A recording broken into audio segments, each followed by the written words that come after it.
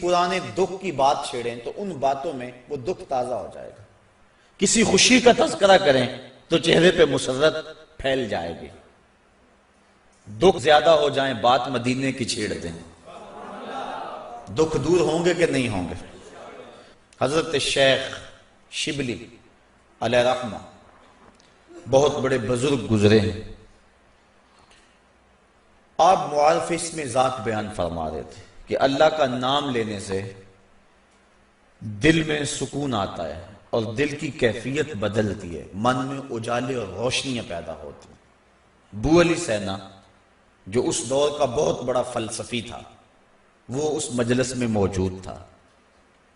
وہ کہنے لگا یہ آپ نے عجیب بات کہہ دی، اللہ تعالیٰ کی ذات تو مؤثر ہے لیکن نام میں کیا رکھا ہے؟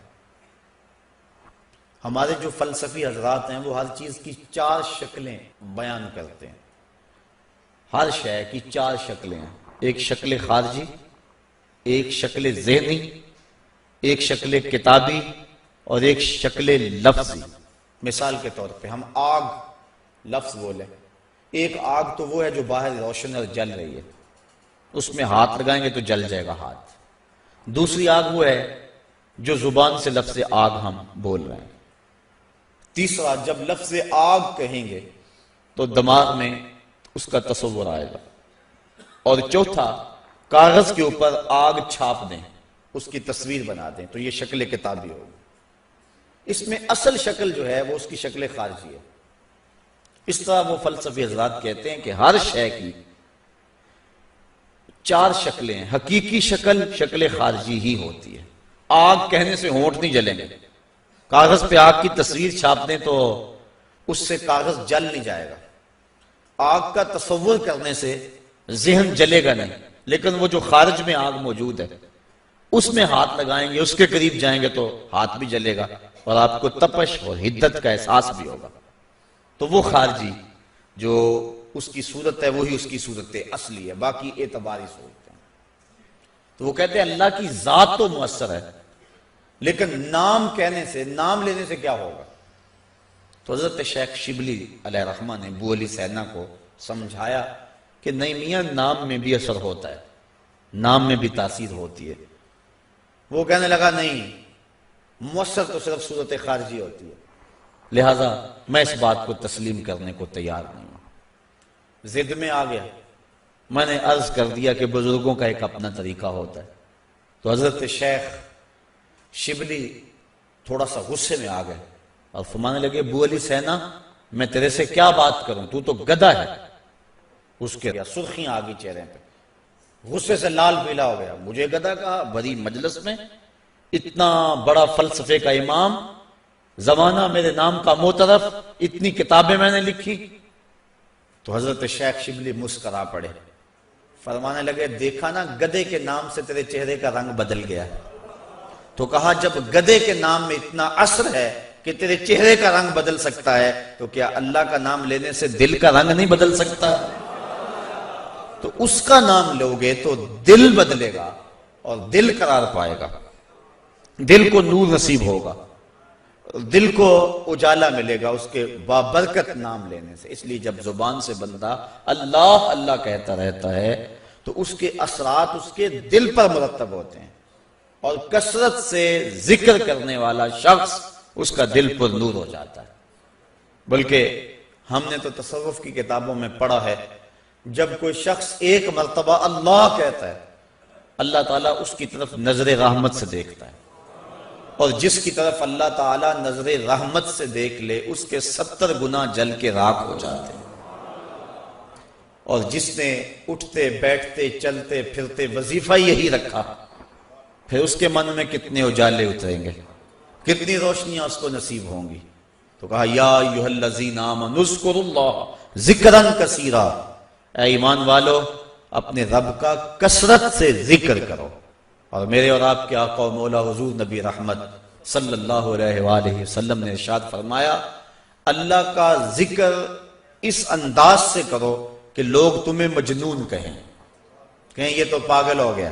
بلکہ ایک روایت امام طبرانی نے بیان فرمائی ہے کہ اللہ کا ذکر اس طرح کرو کہ منافق تمہیں تانا دیں کہ ریاکاری کر رہے ہو۔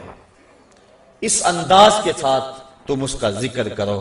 میرے حضور قبلہ عالم فرماتے ہیں اٹھ دی بیندی ٹر دی پھر دی ستے آنتے جاگ دی نام جھپ دی رو تے کھپ دی ویخ سر اس راگ دی نام جھپیاں قرب ملدا نام دی کر پوری سام شیشے وچ کستوری جے کر پھر ضرورت کاگ دی۔ تیرے تو سب کچھ اندر ہی رکھا ہوا ہے، تو ذرا غور تو کر، تفکر تو کر، ذرا اس کو آواز تو دیکھ کے دیکھ۔ تیرے من سے آوازیں نہ آئیں تو کہنا اندر بوٹی مشک مچایا اتے جان پھلن تے آئی ہو۔ تو نے در در کیا جانا ہے، سب کچھ تو تیرے اندر رکھا ہوا ہے۔ وہ کہتے ہیں ایک سنیارا تھا بمبئی کا رہنے والا، یہاں ہمارے لاہور میں آ گیا، پرانے دور کی بات ہے۔ اس کے پاس بڑے قیمتی موتی تھے، اس نے کسی مجلس کے اندر اپنے موتی کھولے اور ایک موتی کہنے لگا یہ شب افروز ہے، رات کو چمکتا ہے۔ جب اس نے سامان سمیٹا اور اٹھ کے جانے لگا تو ایک چور بھی اس مجلس میں بیٹھا ہوا تھا، کہنے لگا حضرت کہاں کے ارادے ہیں؟ کہا بمبئی جا رہا ہوں۔ کہا حسن اتفاق، ارادے تو میرے بھی بمبئی کے ہیں، چلو اکٹھے چلتے ہیں۔ وہ جوہری سمجھ گیا کہ یہ اصل میرا ہم سفر نہیں ہے، اس کا دل اس موتی پہ آ گیا، لیکن وہ تھا بڑا سمجھدار، اس نے کہا آ جاؤ۔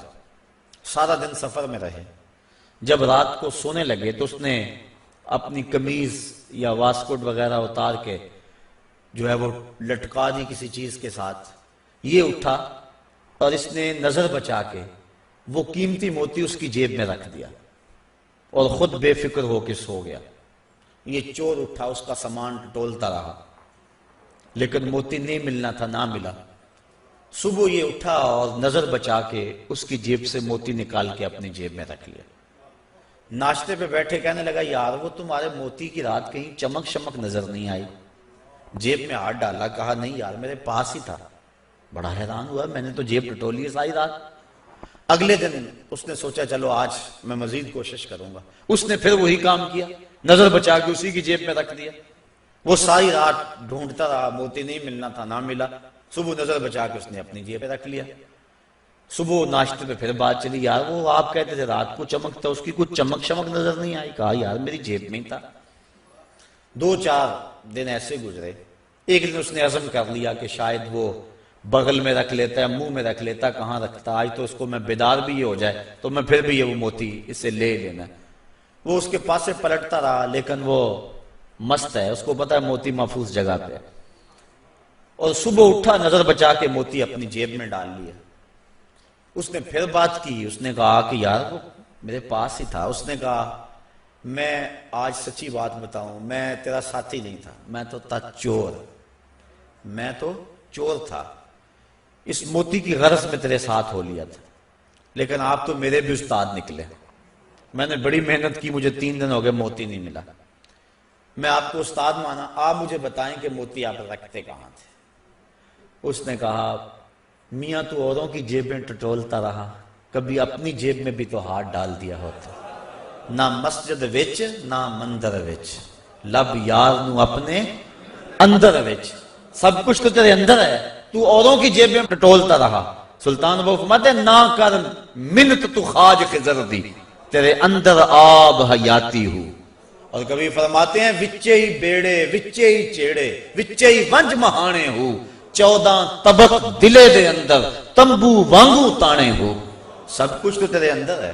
اور اقبال کہتا ہے خود ہی کا نشیمن تیرے دل میں ہے، فلک جس طرح آنکھ کے تل میں ہے، یہ سب کچھ تو انسان کے اندر رکھا ہوا ہے، بس تھوڑی سی توجہ کرنے کی دیر ہے۔ دل کی تختی پہ اس کا نام لکھا ہوا ہے۔